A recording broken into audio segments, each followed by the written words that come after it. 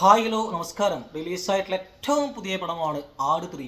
മലയാളികൾക്ക് വേണ്ടി കാത്തിരുന്ന ഒരു സിനിമയാണ് ആട് 3. നമ്മുടെ മിഥുൻ മാനുവൽ അദ്ദേഹമാണ് റൈറ്റർ ആയിട്ടുള്ളത്, അദ്ദേഹം തന്നെയാണ് ഡയറക്ടർ ആയിട്ടുള്ളത്. One of the best theatre experience in 2026. ഗംഭീരമായിട്ടുള്ള എൻ്റർടൈൻമെൻറ്റാണ് പടം. എൻ്റർടൈൻമെൻറ്റ് എന്ന് പറഞ്ഞു കഴിഞ്ഞാൽ ഇത് ഓരോ സീരീസ് ഇങ്ങനെ കഴിയുമ്പോഴും ഇവർ ഈ പടം ഡെവലപ്പ് ചെയ്തുകൊണ്ടിരിക്കുകയാണ്. ആട് ഫസ്റ്റ് പാർട്ട് ഇറങ്ങിയ സമയത്ത് അതിലെ ഒരു നീലക്കൊടിവേലി എന്നുള്ളൊരു പരിപാടിക്ക് വേണ്ടിയിട്ട് അതിന് വേണ്ടിയിട്ട് കുറച്ച് മണ്ടന്മാരുടെ ഒരു ലോകവും പരിപാടിയും കാര്യങ്ങളാണ് കാട്ടിയിരുന്നത്. അത് ആട് ടൂലേക്ക് സെക്കൻഡ് പാർട്ടിലോട്ട് വരുമ്പോൾ ഇത് മറ്റേ കമ്മട്ടം അതിന് വേണ്ടിയിട്ടുള്ള കുറച്ച് മണ്ടന്മാരുടെയും കുറച്ച് മാസും മസാലയും കെട്ടിയിട്ടുള്ള വേറൊരു ഐറ്റം, അതും ഗംഭീര വിജയം തിയേറ്ററിലുണ്ടായി. അതിനുശേഷം മിഥുൻ മാനുവൽ അദ്ദേഹം ബെഞ്ച് മാർക്കാന്ന് ഞാൻ പറയും. കാരണം ഇങ്ങനെയുള്ള സിനിമകൾ ഇങ്ങനെ ഓരോ പാട്ടിലെടുത്ത് വിജയിപ്പിക്കുക എന്ന് പറഞ്ഞാൽ എളുപ്പമല്ല. പ്രത്യേകിച്ച് ഇതിൻ്റെ ഇത് തൊട്ടാൽ പൊള്ളുന്ന സ്റ്റോറി ലൈനാണ്. കാരണം ഇതൊരു ഫാൻറ്റസി ഉണ്ട്, ഇതൊരു കോമഡി ഉണ്ട്. ഈ ഫാൻറ്റസി കോമഡിയും ചേർത്ത് വെച്ചുകൊണ്ടുള്ള പരിപാടി അത് അടിപൊളിയായിട്ട്, പ്രത്യേകിച്ച് ഇത് 1700 AD ആ കാലഘട്ടത്തെക്കുറിച്ചും 300 വർഷത്തെ ഒരു കാലഘട്ടത്തെക്കുറിച്ചും പറയുന്നുണ്ട്. ഈ രണ്ട് പാസ്റ്റിലും പ്രസൻറ്റിലും പറയുന്നത് ഏകദേശം സെയിം സ്റ്റോറിയാണ്, സെയിം പരിപാടി, അത് സെയിം ആറ്റിറ്റ്യൂഡ്, ക്യാരക്ടറുകൾക്ക് സെയിം ആറ്റിറ്റ്യൂഡ്, കാര്യങ്ങൾ, അവരുടെ ആ കൗണ്ടറുകൾ, അവരുടെ കോമഡികൾ, അതെല്ലാം ഗംഭീരമായിട്ട് വർക്കൗട്ടായിട്ട്. പ്രത്യേകിച്ച് ഇതിൽ ഓരോ ക്യാരക്ടറുകൾക്കും കൊടുത്തിട്ടുള്ള ഇൻട്രോ കിട്ടില്ല. ഫസ്റ്റ് നമ്മുടെ ഇന്ദ്രൻസ് അദ്ദേഹത്തെ കാണിക്കുമ്പോൾ എൻ്റെ പൊന്നോ ഷാൻ റഹ്മാൻ നമ്മുടെ ഡോണും പുള്ളിക്കാർ 2 പേരും കൂടി പൊട്ടിച്ചിട്ടുണ്ട് തിയേറ്റർ എക്സ്പീരിയൻസ്. എൻ്റെ മോനെ ജാതി സ്കോർ ഓരോ ക്യാരക്ടറുകൾക്കും. ഫസ്റ്റ് നമ്മുടെ ഇന്ദ്രൻ സേറ്റിനെ കാണുമ്പോഴുള്ള പരിപാടി, അദ്ദേഹത്തിൻ്റെ ഒരു മേക്ക് ഓവറൊക്കെ ഉണ്ട് കേട്ടോ. പടം തുടങ്ങുമ്പോൾ തന്നെ ഒരു ചെറിയ പരിപാടിയുണ്ട്, അത് നിങ്ങൾ കാണാം. അപ്പോൾ അതിനുശേഷം പിന്നെ കൊടുക്കുന്ന നമ്മുടെ അറക്കലാപ്പു എന്നുള്ളൊരു ക്യാരക്ടർ കൊടുക്കുന്ന ഒരു ഹൈപ്പ് ഇൻട്രോ. അപ്പോൾ തിയേറ്റർ ഭയങ്കര കുലുങ്ങ്. കാരണം വെച്ച് കഴിഞ്ഞാൽ ഓരോ ക്യാരക്ടറുകൾ കാണുമ്പോൾ ആൾക്കാരുടെ വെയിറ്റിംഗ് ആണ്. ഷാജി ബാപ്പ് എന്നുള്ള ക്യാരക്ടർ ജയസൂര്യയുടെ ഇൻട്രോ ആണ്. പുള്ളിക്കാരനെ വണ്ടിയിൽ വന്ന് ഇറങ്ങുമ്പോൾ വണ്ടിയൊക്കെ ഇങ്ങനെ സ്കിഡ് ചെയ്തുകൊണ്ടുള്ള പരിപാടി, ഭയങ്കര രസമായിട്ടുള്ള ഇൻട്രോ. എനിക്ക് പേഴ്സണലി ഇഷ്ടമായിട്ടുള്ള ഇതിൽ നമ്മുടെ സണ്ണി വൈൻ്റെ ഒരു ഇൻട്രോ ഉണ്ട്. One of the best intro in Sunny wine film career. കാരണം അദ്ദേഹത്തിന് ഇതുവരെ കിട്ടാത്ത ഇൻട്രൊഡക്ഷനാണ്. കാരണം ഇതുവരെ ഈ ഫസ്റ്റ് പാർട്ടിലും സെക്കൻഡ് പാർട്ടിലൊക്കെ ഈ സാത്താൻ എന്ന് പറയുന്ന ക്യാരക്ടർ, ഹൈ റേഞ്ചിൻ്റെ കിങ് ആയിട്ടുള്ള ആൾ, അദ്ദേഹം ഇറങ്ങിത്തിരിക്കുന്നില്ല, അദ്ദേഹം ചെയ്യിപ്പിക്കുന്നല്ലേ ഉള്ളൂ. അദ്ദേഹം ഈ മണ്ടന്മാരെ ലോകത്തിൽപ്പെട്ട ആളാണ്. മണ്ടത്തരങ്ങൾ അദ്ദേഹം ചെയ്യുന്നുണ്ട്, പക്ഷേ ഇതിൽ പുള്ളിക്കാരൻ കുറച്ച് വയലൻ്റാണ്. പുള്ളിക്കാരൻ്റെ പരിപാടി ആ സാത്താൻ എന്നൊക്കെ എഴുതി കാണിക്കുമ്പോൾ പുള്ളിക്കാരൻ്റെ ആ പരിപാടിയൊക്കെ കിട്ടില്ലായി ചെയ്തിട്ടുണ്ട്. ഇത് കുറച്ച് പാസ്റ്റിലേക്ക് പോയി കഴിഞ്ഞാൽ സണ്ണി വൈൻ ഇതിൽ മലയാളവും ഇംഗ്ലീഷും കൂടിയിട്ട് സംസാരിക്കുന്നുണ്ട്. അത് കേട്ടാൽ നമുക്ക് ചിരി വരും. അടിപൊളിയായിട്ട് സണ്ണി വൈൻ, എനിക്ക് പേഴ്സണലി ഈ പടത്തിൽ ഏറ്റവും ഇഷ്ടമായത് സണ്ണി വൈൻ്റെ ക്യാരക്ടറാണ്. കാരണം അടിപൊളിയായി ചെയ്തിട്ടുണ്ട്. പുള്ളിക്കാരന് നൈസായിട്ട് ഈ ക്യാരക്ടർ വർക്കൗട്ട് ആയിട്ടുണ്ട്.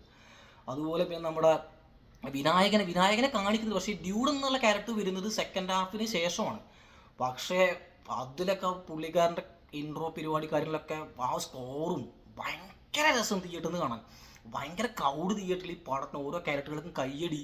ഇത് സ്റ്റോറി എന്ന് പറഞ്ഞാൽ പറഞ്ഞല്ലോ, ഇത് ഓരോ ഈ കമ്മട്ടത്തിന് വേണ്ടി പോകുന്ന സെക്കൻഡ് പാർട്ടും നീലക്കുടിയിലേക്ക് വേണ്ടി പോകുന്ന ഫസ്റ്റ് പാർട്ടും ഇതാണ് വേറൊരു പരിപാടിയാണ്, ഒരു നിധിക്ക് വേണ്ടി പോകുന്ന ഒരു പരിപാടിയാണ്. അപ്പോൾ ഇതിലും എല്ലാവരും ഇൻവോൾവ് ആവുന്നുണ്ട്. ഈ സർബത്ത് ഷബീർ ഇൻവോൾവ് ആവുന്നുണ്ട്, ഈ നമ്മുടെ ഈ ആശ എന്ന് പറയുന്ന ക്യാരക്ടർ ഇൻവോൾവ് ആവുന്നുണ്ട്, ഈ ഷാജി ബാപ്പൻ ടീം ഇൻവോൾവ് ആവുന്നുണ്ട്.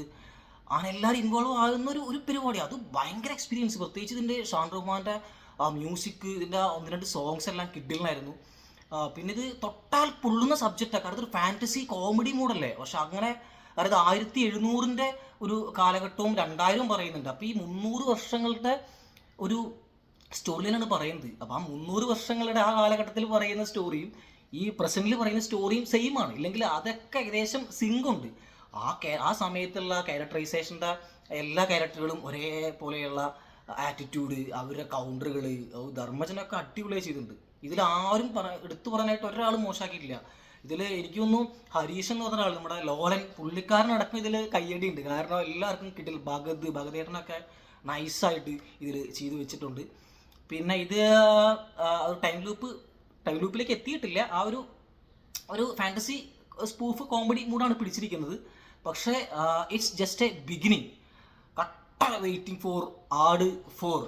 കാരണം ഇത് അവസാനിക്കാൻ ചാൻസ് ഇല്ല. കാരണം ഇത് ഇങ്ങനെ പോവും. കാരണം ഇത് അതിനുള്ള സ്കോപ്പുള്ള ഓഡിയൻസ് കേരളത്തിലുണ്ടെന്ന് എനിക്ക് ഈ സിനിമ കണ്ടപ്പോൾ മനസ്സിലായി. കാരണം ഈ ആട് 2, 1 എന്ന് പറയുമ്പോൾ മാക്സിമം ഒരു ലെവൽ എത്തിയില്ല. പക്ഷേ ഇത് കുറച്ചുകൂടി വേറൊരു മൂഡിൽ പടം എടുത്തപ്പോഴും ആളുകൾക്ക് ഇത് കണക്റ്റ് ആവുന്നുണ്ട്.